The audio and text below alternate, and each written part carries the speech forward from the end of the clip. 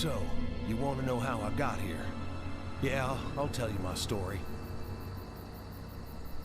It all started like this. I just finished feeding the hogs when the power went out. That happens from time to time out here in the country. I tried calling the electric company, but the lines were dead. I didn't think too much of it at the time. Later that day, I noticed a stranger in my yard. Something wasn't right with him. The way he was just standing there. I went out to see what he wanted. I killed the strangers. It was them or me. The poor devils looked like they fell in a septic tank and festered for a few days. I'd never killed no one before, so I sure was real spooked. I decided to head over to my neighbors across the cornfield. I just didn't feel safe hanging around here all by myself. My neighbors were dead. I didn't know what the heck was going on, and I was scared to death. Reports of violence are coming in from neighboring states. We're unsure at this moment what to make of the situation. The governor is telling everyone to stay in their homes and has issued a... One moment, folks. Something has just come across my desk. I'm getting reports that I'm having trouble reading this bulletin, but I've been told this has been confirmed by official sources. It appears that the dead are coming back to life and eating the flesh of the living. This is unbelievable news we're hearing. I, for one, am truly shocked. For those of you tuning in, this is not a joke. Something has gone horribly, horribly wrong.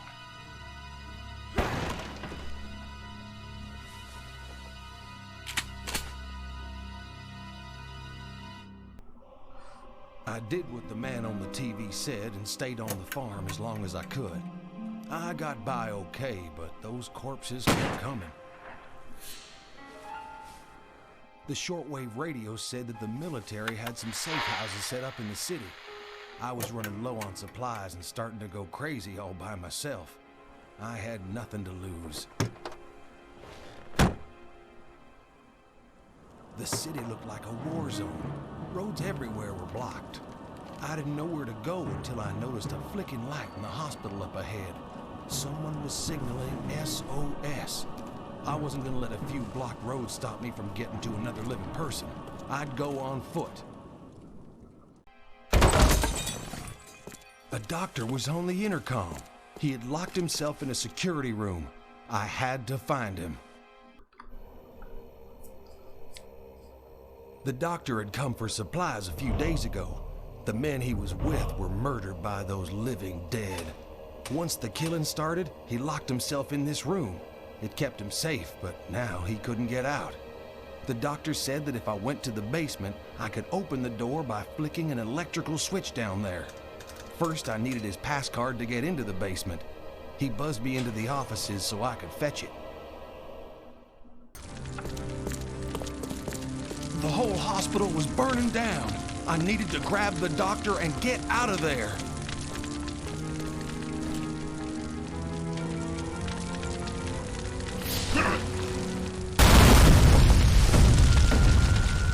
Explosions rocked the hospital.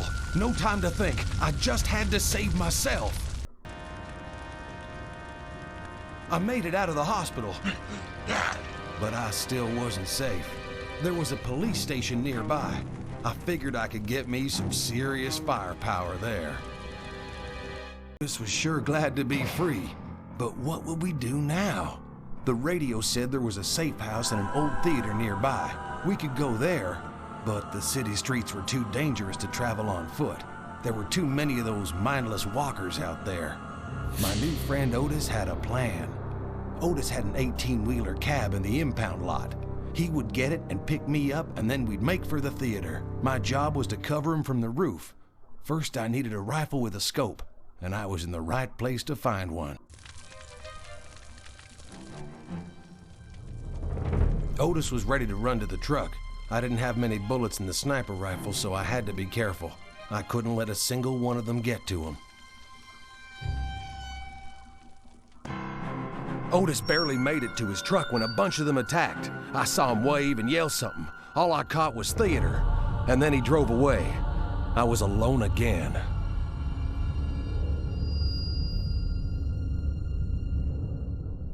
Otis had abandoned me. I had to find another way to get to the theater. It wasn't too far, but the streets were crawling with the living dead. I decided the theater was barricaded like a fortress, but everyone was dead. Those things got to them. I needed some rest. But first, I had some business to deal with.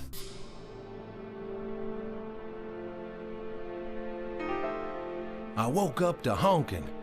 Otis came back for me. I asked Otis where we were going. A trucker on his CB radio told him about a city of the living, completely surrounded by water and walled off from those creatures. We had to find a way there. Our best bet was to go by boat. We headed for the docks. Freedom was in sight. Otis would go down and find a boat while I covered him. We barely got out of there alive. It was like they knew we were trying to get away. I was relieved, but Otis wasn't doing so good. I could tell they had got to him. He looked at me and took a deep breath and asked for one last favor.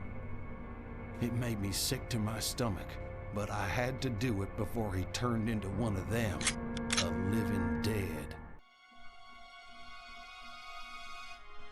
It took a while, but I finally made it to the city of the living.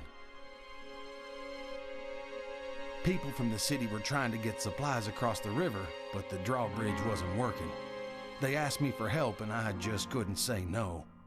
The truck was full of supplies, but that meant squat if we couldn't get into the city. The power to the bridge was out. If I could get the generator started, we might just stand a chance. The men at the gate took me to meet an important man named Mr. Kaufman. Mr. Kaufman was mighty impressed with how I helped out at the bridge. He was so impressed that he offered me a job on the spot. You see, there was this big, tall skyscraper called Fiddler's Green, filled with fancy rich people apartments. He wanted to fix it up again, but those flesh eaters had infested it. He said the cleanup was almost done, only a few pockets of the things were left. It sounded dangerous, but he'd give me a nice place to live and lots of money to do it.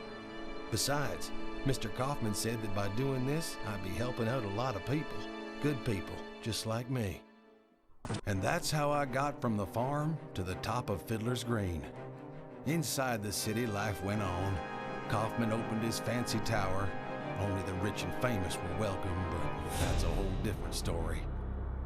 At times, things seemed almost normal, but I knew, heck, we all knew, beyond the city walls was nothing but death, and it was trying to get in.